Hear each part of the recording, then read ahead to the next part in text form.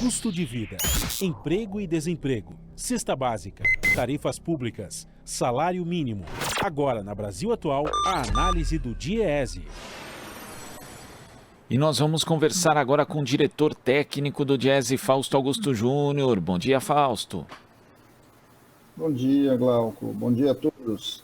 Fausto, ontem foram divulgados os dados da Pesquisa Nacional por Amostra de Domicílios, a PNAD contínua, por conta do IBGE, e a taxa de desocupação no mercado de trabalho foi de 8,3% no trimestre encerrado em outubro, menor que a de igual período de 2021, que foi de 12,1%.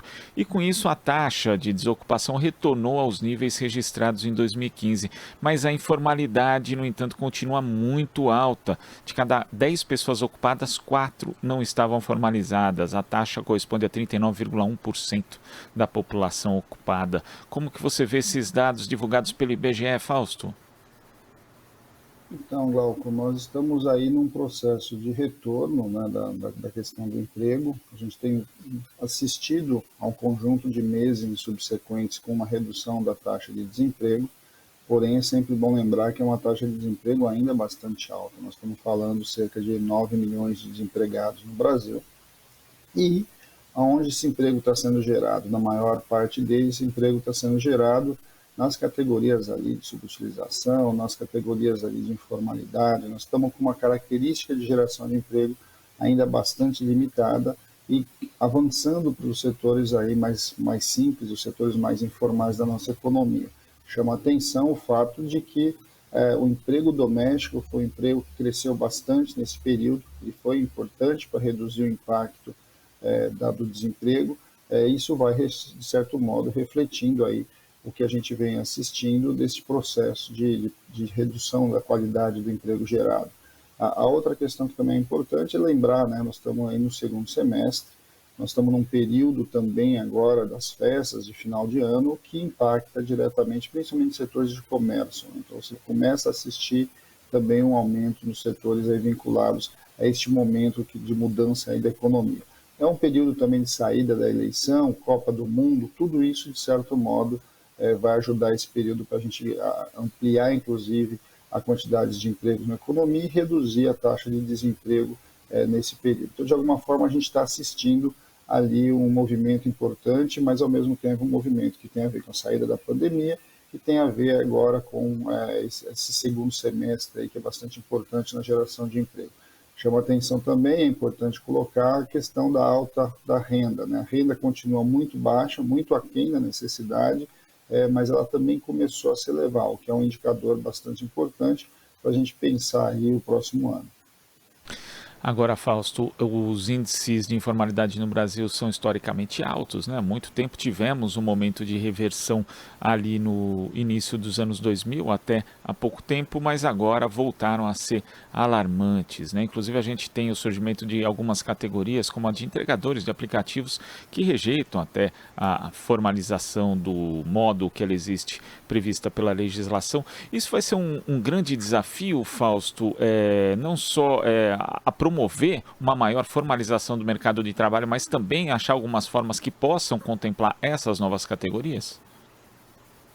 Bem, primeiro é importante a gente entender, né, o que é essa questão da formalização, da informalidade. O problema do trabalhador informal é que ele é um trabalhador com um conjunto de direitos, na verdade com nenhum direito trabalhista, e não inserido no sistema de seguridade, ou seja, a questão de aposentadoria, a questão dos auxílios, a questão de uma proteção quando ele fica desempregado, quando ele não consegue trabalhar por uma doença profissional, quando está grávida, né? Ou seja, tudo isso, de certo modo, ele fica fora desse sistema.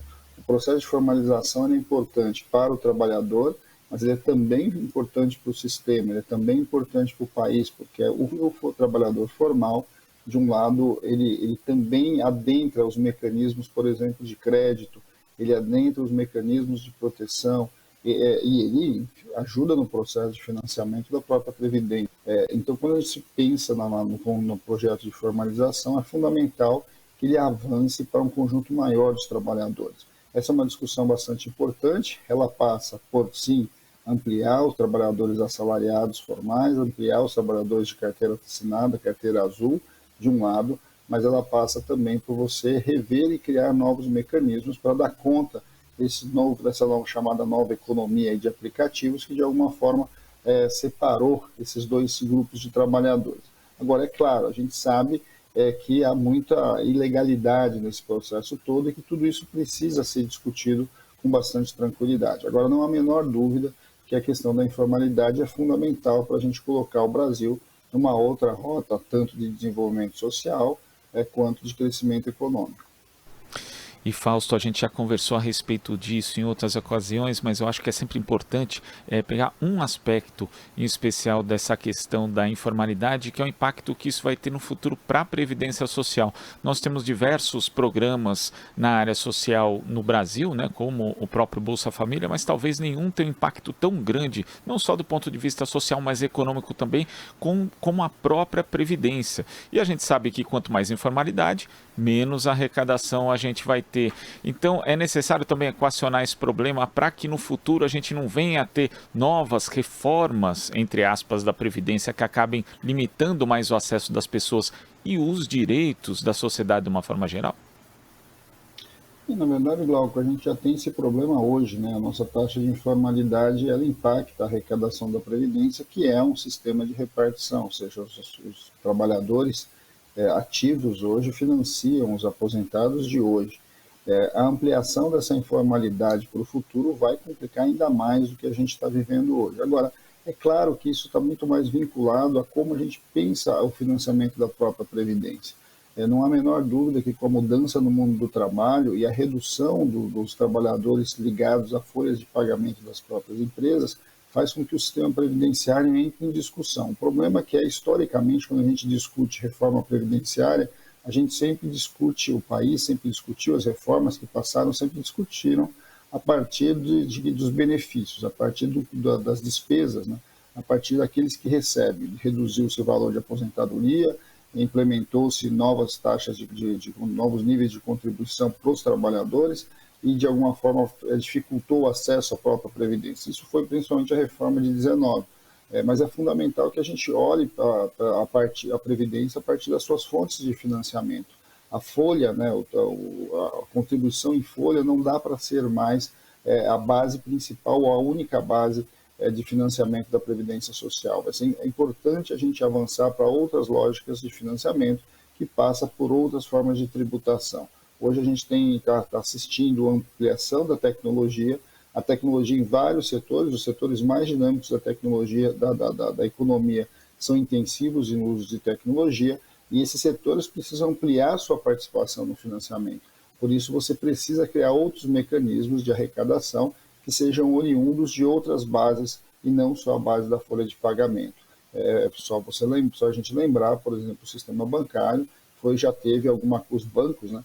Já teve cerca de 1.200.000 trabalhadores, hoje gira em torno de 400.000 trabalhadores, ou seja, o imposto para a Previdência, para o setor que mais arrecada, que mais ganha no nosso país, ele, na verdade, paga menos imposto do que há 10, 15 anos atrás. Então, você precisa rever tudo isso para que, de alguma forma, você volte a ter o equilíbrio previdenciário e esse equilíbrio não venha, mais uma vez, sobre as costas dos trabalhadores. Fausto, muito obrigado pela sua participação aqui no nosso Jornal Brasil Atual de hoje. Até a próxima. Até a próxima, Glauco. Bom dia a todos novamente. Bom dia. Conversamos aqui com o diretor técnico do Diese, Fausto Augusto Júnior. Estamos apresentando Jornal Brasil Atual. As notícias que os outros não dão.